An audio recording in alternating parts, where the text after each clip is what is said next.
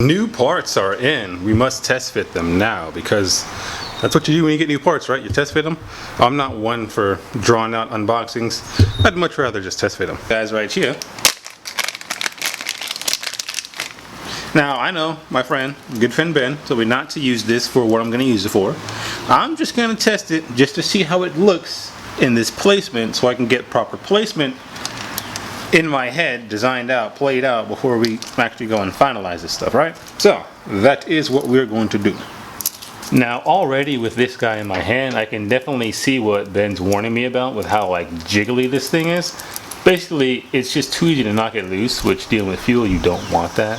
But again, let's just use it for placement. Perfect.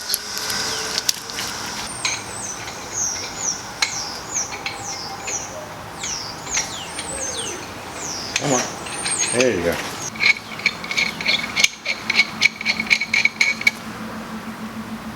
There we go.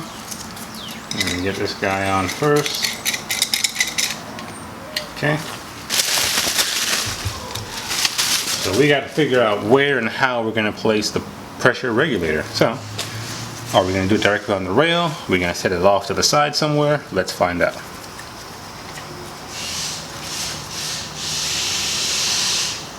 Now that kind of works.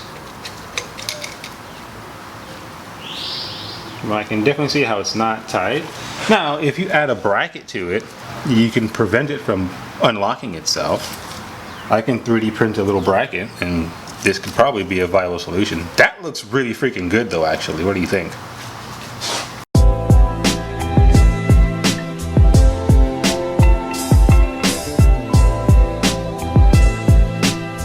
So that looks really good. I'm really happy with that placement. I like how it looks. What do you guys think? Nice? I think so. We could, like I said, we could build a bracket and we can keep it there. Now, looking at the height, will it clear the hood? That is the question of the ages. I think it barely may, looking at it right here, because here's your cowl, and your hood is typically in line with your cowl and then slopes down with your headlights, right? So if we follow that same trend, it's like right at the fucking money. I mean, it's like maybe touching. So we need a hood to really see if that's gonna work, but so far I like how that looks. And I wanted to clear the throttle body cable and bracket over here, so I'm not gonna test it on this side because I don't want to use this side. Back, I can already tell it's not gonna fit, so there's no point in even really trying that because it's pretty obvious it's not gonna work. I guess if we put it sideways, maybe. I talked myself into it.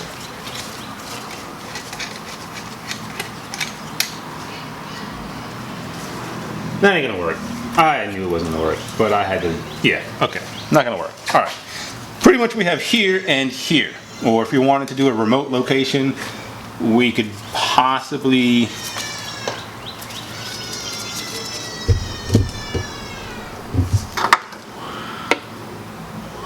yeah, we could do that if we need, but then we have this, with that's not gonna work, so no, we're not gonna do that. It pretty much has to go right here.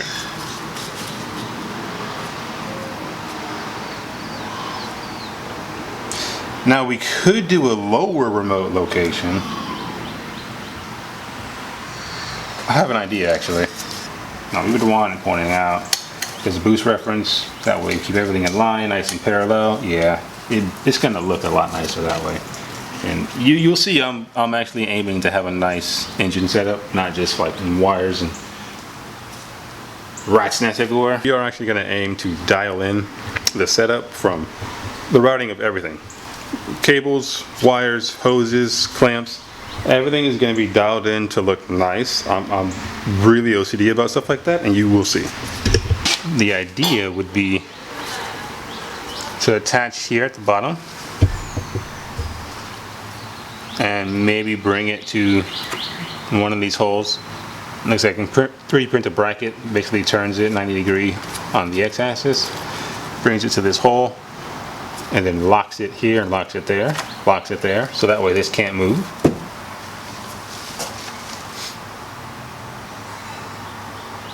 Maybe, I don't know, just an idea, just a thought. the new fittings came in. They are massive. I mean, like huge. So, picking back up on the fuel system, we are almost there. I'm really excited because the next part of it came in. Big box for a small box. You can probably figure out what this is. Finally have injectors for the 5.3. Yes. Right, sweet.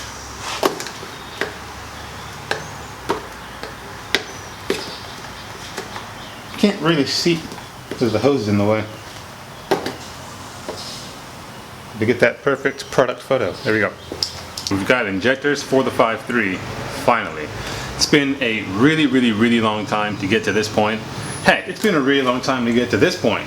We've got a fuel pressure regulator from Chase Bay sitting on the 5.3.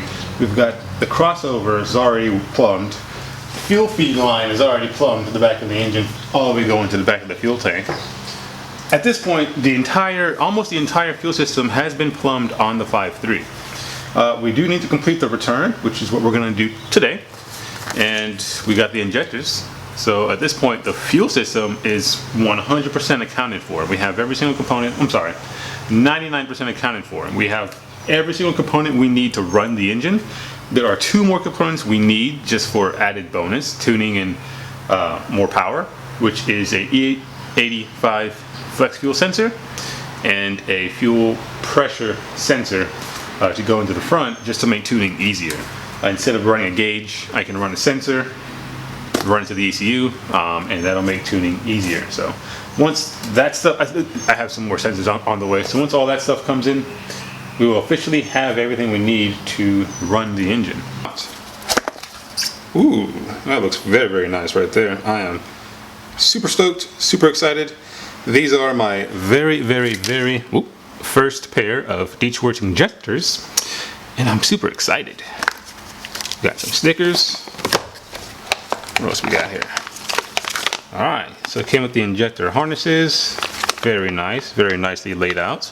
I like that.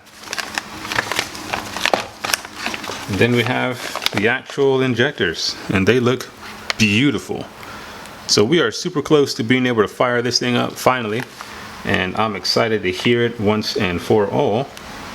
Man, that's awesome. It's been a very long time coming, guys. So we can take the fuel rail over to the workbench with the injectors, and this is a weird angle it's at. Yeah, let's stretch it.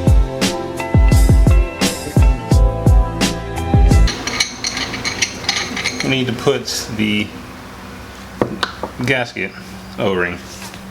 Go ahead and get all this stuff finalized because we've got everything we need and everything else is coming in.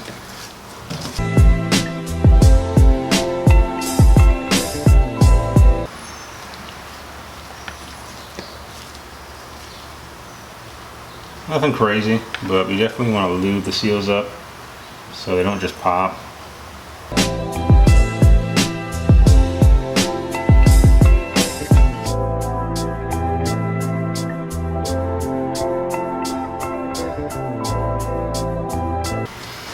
Alright, so we got our seal on.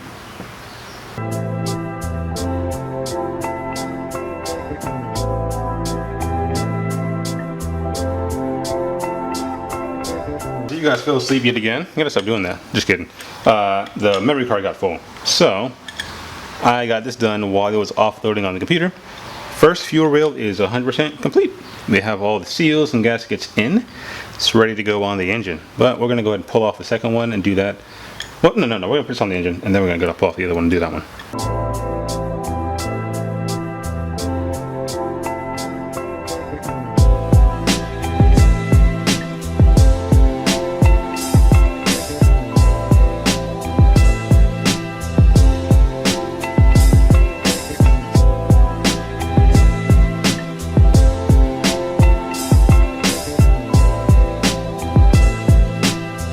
Alright, so everything is lubed up and ready to go.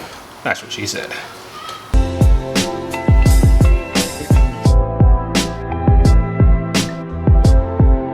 Oh, I see. I think I see the issue that people were talking about with this intake manifold.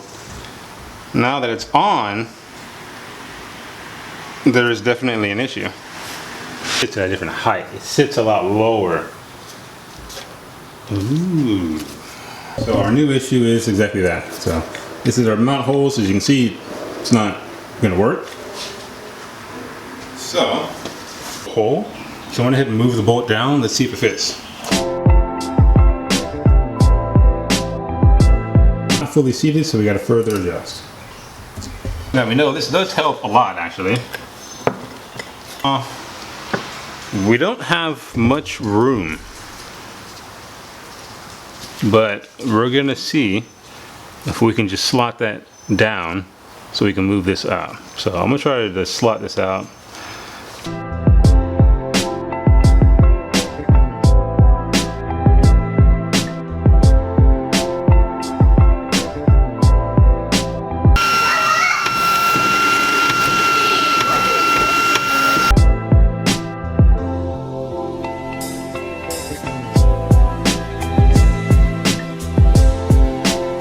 Fully spec'd out with the fuel injectors that are placed on the engine.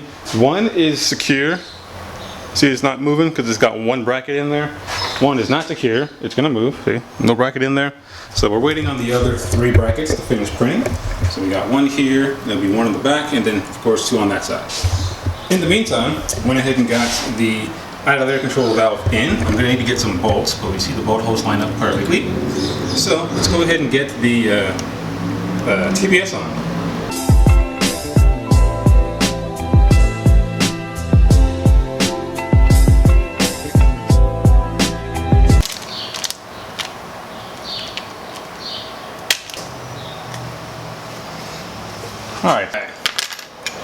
Alright, the brackets are complete.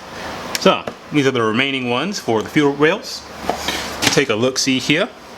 Now what you'll notice, bracket is multi-stepped. See that? So it starts off with a nice flat thick surface, it tapers down, has a small little ramp, and then the backside is actually not a 90 degrees, it's more like 105. I added about a 15-degree kick to match how the fuel rail sits, and that's how we're able to get it nice and flush and really low profile. So, and it's plenty strong.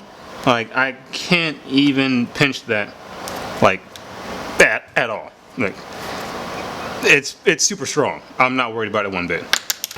All right, you guys might be wondering, but why not go ahead and, like, you know, whatever, get fuel injector spacers to lift the rail up or some other nonsense. Well, one, that's more money and more time, because now I got to go measure the fuel injectors, and I got to find the right size spacers, and I got to order it, and I got to pay for shipping, and then I got to wait for shipping, and then I can finally put them on.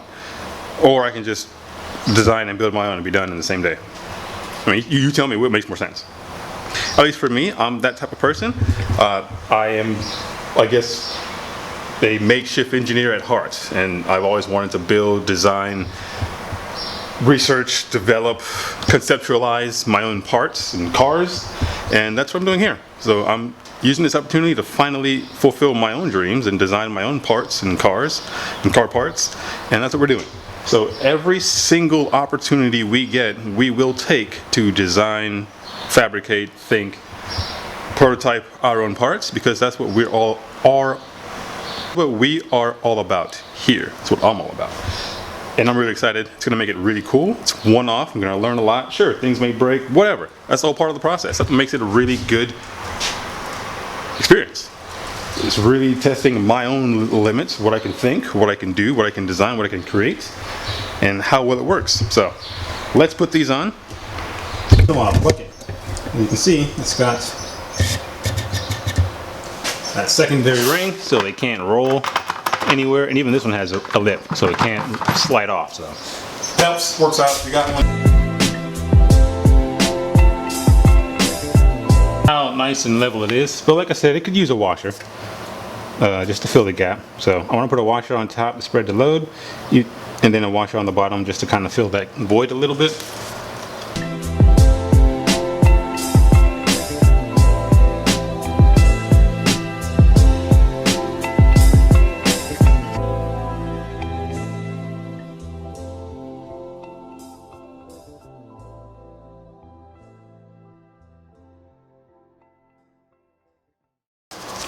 You know how to count, right?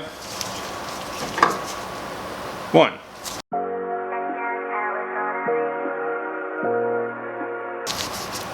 8.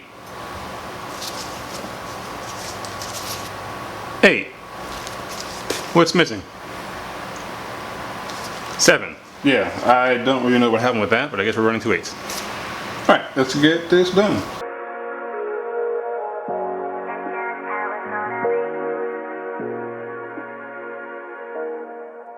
Time to just give it a little break, wrap it up a little bit here. I'm pretty tired. The sun's winding down, so I'm going to start winding down as well.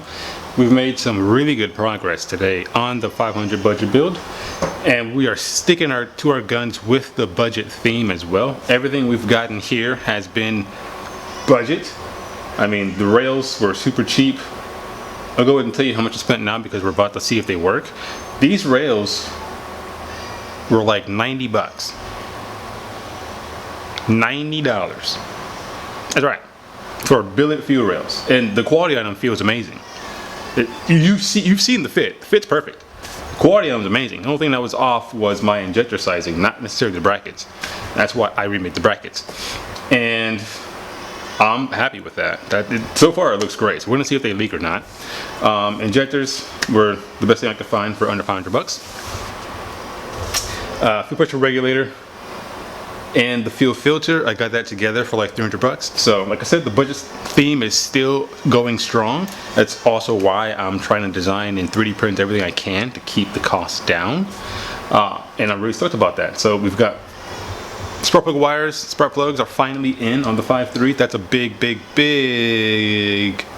progress right there. Fuel's plumbed, it's good to go. We gotta finish up the hanger in the back, but we're working on that. And it's coming together. So we got our throttle resistance sensor is on. The idle air control valve is on.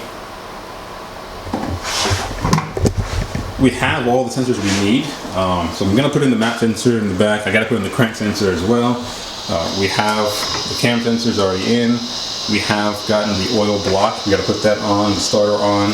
And then once all that's on, we'll go ahead and put in the Rebel Nexus. Start wiring up the harness, and we're gonna kick it over, and we're gonna fire it up for the first time, obviously with no cooling and no exhaust. So we're probably gonna run it for 10 seconds, maybe 30 seconds, just to hear this thing live for the first time after all this time, first time in 6 years. Once that's confirmed, we're gonna go ahead and get the rest of the stuff we need. So we'll get the water pump, we'll get the alternator, we'll get all the steam pipe and the associated cooling system bits, and that way we can go ahead and run the engine for a longer time, rev it up, and really get to experience it. And then we're going to save up and get, you know, the whole drive line, and we'll be on the road. So it's really cool. It's coming together very well. I am super stoked on this build, and thank you guys for sticking with it for so long. So give us a thumbs up, leave us a comment down below, and the build is coming alive.